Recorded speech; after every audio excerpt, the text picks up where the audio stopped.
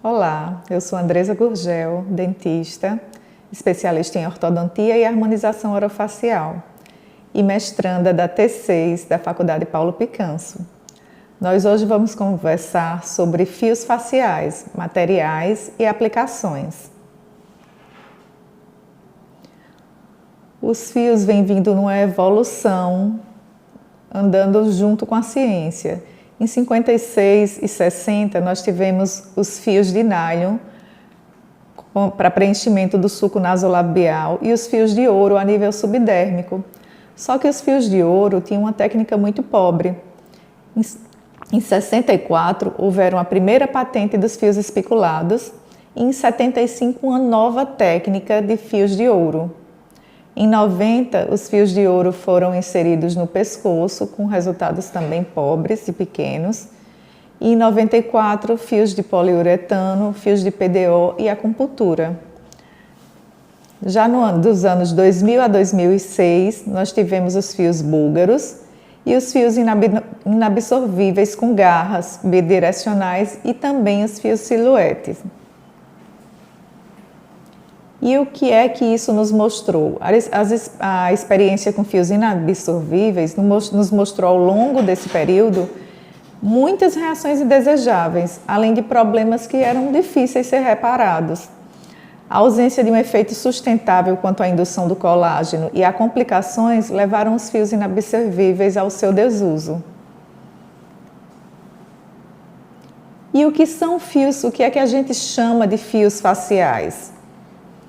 Os fios faciais são fios de materiais biocompatíveis, utilizados para um estímulo de colágeno, para lift facial, e eles vão proporcionar um rejuvenescimento sem a necessidade de uma cirurgia invasiva.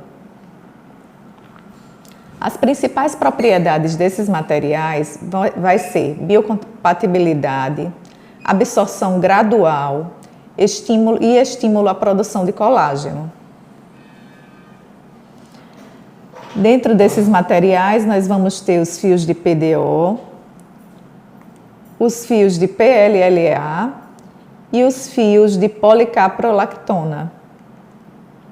Os fios de PDO são um material de polímero sintético, absorvíveis também, e tem como suas características principais flexibilidade, biocompatibilidade, promovem a produção de colágeno e dão uma certa sustentação e algum volume.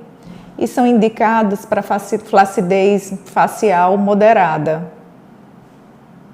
Já os fios de ácido polilático, também conhecidos como PLLA, também são de materiais biocompatíveis e biodegradáveis e uma das suas principais propriedades é o estímulo de produção de colágeno a longo prazo. Eles são indicados para rejuvenescimento gradual em pacientes com flacidez leve e moderada. Já os fios de PCL ou policaprolactona também são de materiais absorvíveis, mas eles têm uma resistência mais alta. Seus resultados são mais duradouros e têm um efeito lift mais prolongado. São indicados para pacientes com flacidez mais severa, que necessitam de um efeito mais duradouro. Nós vamos nos deter aqui aos fios de PDO, que são os fios mais utilizados atualmente no Brasil. As principais características desses tipos de fio eles são polímeros monofilamentar sintético, não são alérgicos, são absorvíveis, são conduzidos por cânula ou agulha, têm uma degradação por hidrólise, aproximadamente em 180 dias, e eles geram uma pequena reação inflamatória, que a gente chama de inflamação controlada. Esses fios têm algumas classificações. Quanto à estrutura, nós podemos ter fios unifilamentar, onde eles vêm com um único filamento, fios multifilamentares, são fios com mais de um filamento. Eles também são classificados quanto à posição da linha na agulha. E aí eles podem ser fio liso ou mono e fios parafuso ou screw. Eles também são classificados com relação à direção das âncoras e dos encaixes deles. Então, eles podem ter âncoras que sejam bidirecionais, que sejam direcionados em mais de uma direção, ou seja, multidirecionais, e podem vir também com âncoras em uma única direção, que são chamados de monodirecionais. Quanto ao encaixe desses fios na circunferência, eles podem ter de 1 a 4 encaixes. E aí a gente chamaria de fio 1D, 2D, 3D e 4D.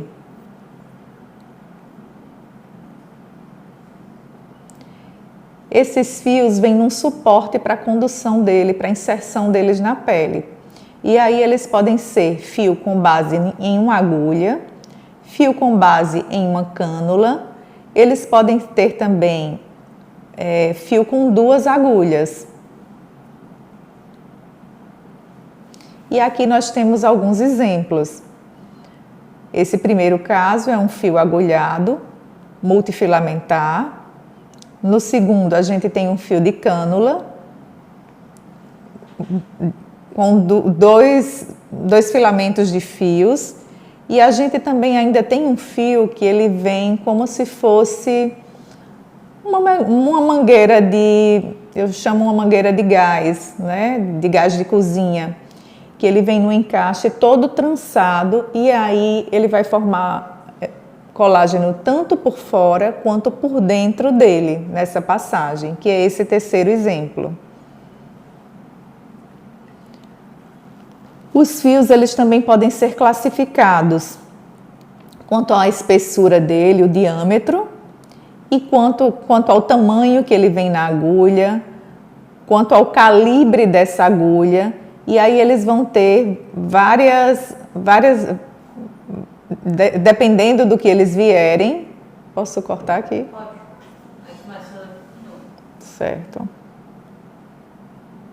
Deixa eu só ver aqui o que é que vem na... Certo. Os fios também podem ser classificados quanto à condução, né, que a gente já tinha falado anteriormente, agulha ou cânula, e quanto à espessura e comprimento, que eles vão variar de 7.0 a 00 e eles podem variar no tamanho de 25 a 150 milímetros. Cada característica dessa vai dar uma indicação e uma sugestão de uso desses fios. Então, quais seriam as indicações dos fios de PDO?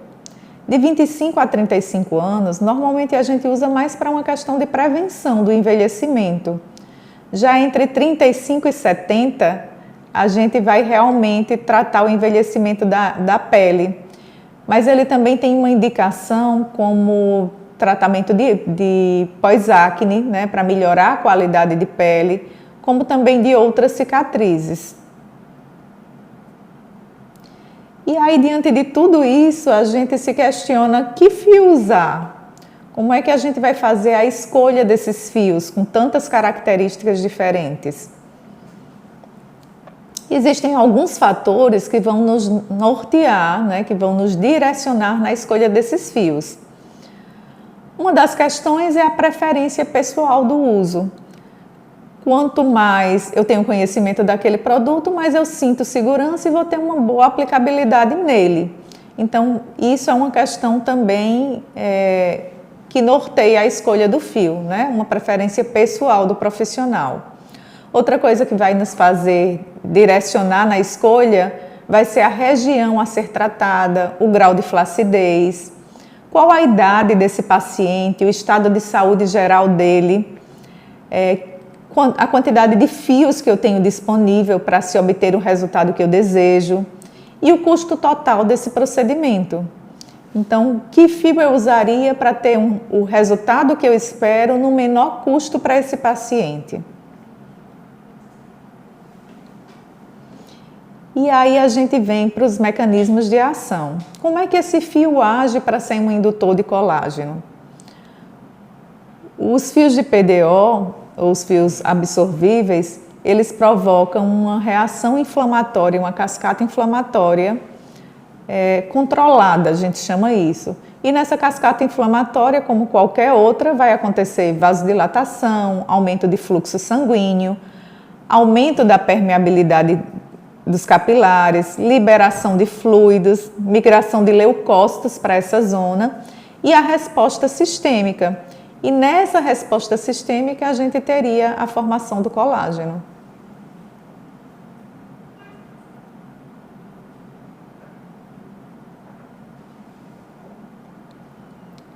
E aí os fios têm algumas características, né? Eles são considerados um bioestimulador, porque eles vão agir de forma regenerativa nos tecidos, formando neocolagênese. Eles vão atuar também na blindagem da pele, como fixação dérmica e hipodérmica. Eles também vão ter um papel de enchimento. Eles vão preencher os tecidos nas áreas de atrofia de derme e hipoderme. E uma quarta característica seria a elevação. Eles vão deslocar e fixar os tecidos moles e biodegradar. E como seria essa biodegradação dos fios de PDO?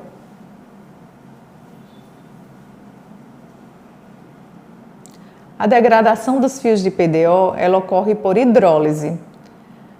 Como assim? Até 180 dias, a própria absorção de água dos tecidos vai fazendo com que apareça microporos dentro daquele fio. E esses fios vão ficando mais... Ixi, vou começar, tá? Deixa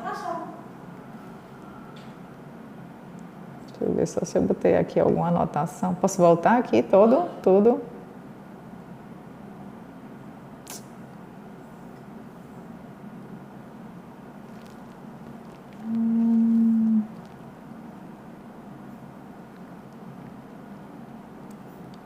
Queria ver como é que tu encontrou naquela hora as anotações, para ver se eu botei alguma anotação aqui.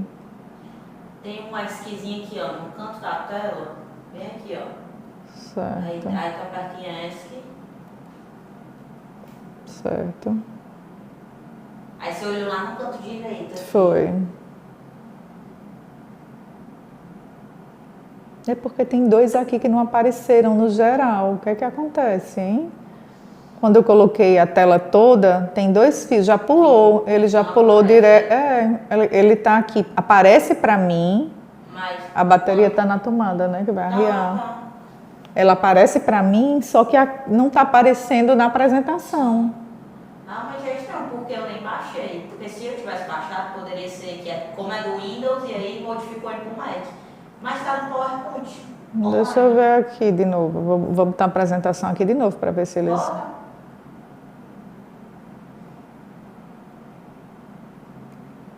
Ó, já sai direto para a inserção. Tu quer olhar que tu entende? Só se a gente tirasse um print.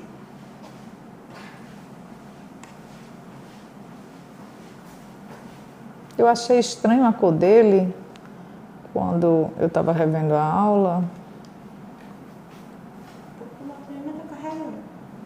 Ó como ele aparece.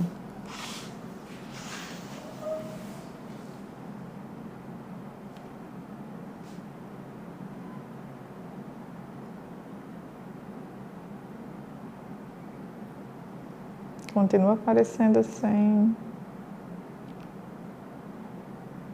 Era isso? Vai aparecer os dois.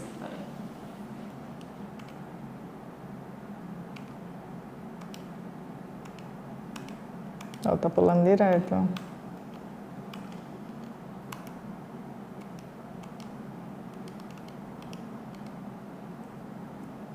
Ele já tá indo para a técnica. Eu achei estranho porque ele tá aparecendo aqui como se estivesse escondido, na verdade, né? Pronto.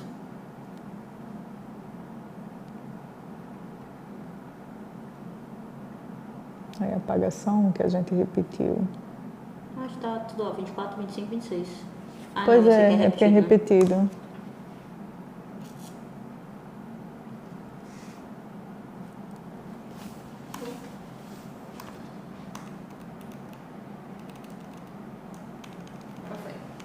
Estava só como se estivesse oculto.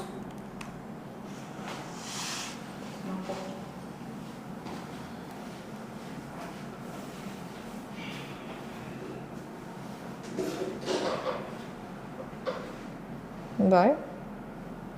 Pode ir? Pode. Nós vamos conversar um pouquinho agora sobre a degradação desses fios. Nós temos 2 estágios de degradação, que a gente chama de estágio 1 e estágio 2. No estágio 1, ele vai ocorrer entre 3 a 12 semanas e o fio é íntegro e sem fissura nesse período. Ele só está absorvendo água dos tecidos que estão ao redor dele.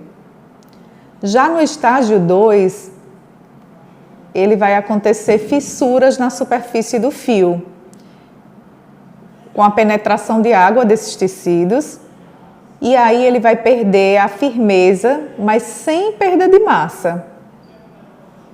E vai acontecer uma fibrose que vai ser preservada entre 1 a 2 anos, como resultado final dessa degradação e desse processo inflamatório. Quais seriam as técnicas de inserção desses fios? Nós temos algumas técnicas que nós vamos ver agora, mas vamos nos deter só às técnicas principais. Técnica de vetor linear. Os vetores lineares, a inserção dele é intradérmica e hipodérmica, pode ser também intramuscular. Ela é usada para todos os tipos de fio. Normalmente se usa numa distância entre eles de 0,2 a 1 centímetro. E a técnica é um plano, e o plano de inserção são de acordo com o que você deseja. E aqui nós temos 2 exemplos de inserção linear, na ruga do bravo, na testa, na glabela. Você tanto pode usar um fio único, né, uma inserção única, como mais de um, e aí vai depender da necessidade do paciente e da indicação. Existe também a técnica de blindagem, né, que é onde nós vamos fazer uma malha com esses fios. E a inserção vai ser tanto intradérmica como hipodérmica, e a gente também pode usar intramuscular. E a distância permanece a mesma. A gente vai colocar fios a uma distância de 0,2 milímetros a 1 centímetro. Pode ser usado com todos os tipos de fio, os fios lisos, né? E essa técnica a gente faz vetores tanto horizontais quanto verticais, para esticar e fortalecer a pele, para dar uma espessura maior a essa pele. Por isso que a gente chama de técnica de blindagem ou malha. E aqui tem uma demonstração dos vetores, né? Os vetores vão ficar como se fossem uma rede para fortalecer aquela pele, espessar ela. E aqui na primeira figura a gente tem a inserção próxima, mas paralela. E do outro lado a gente tem a inserção em malha, né? Com fios tanto na horizontal quanto na vertical.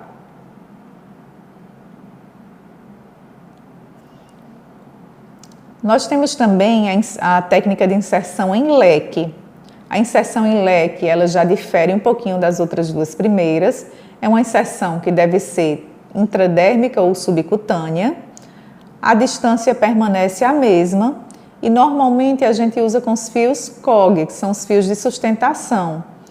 E ele parte, porque é leque? Porque o fio, a entrada parte de um ponto e ele se distribui para os outros pontos. Então, numa única inserção, a gente coloca mais de um fio com direções diferentes, como mostra aqui a figura.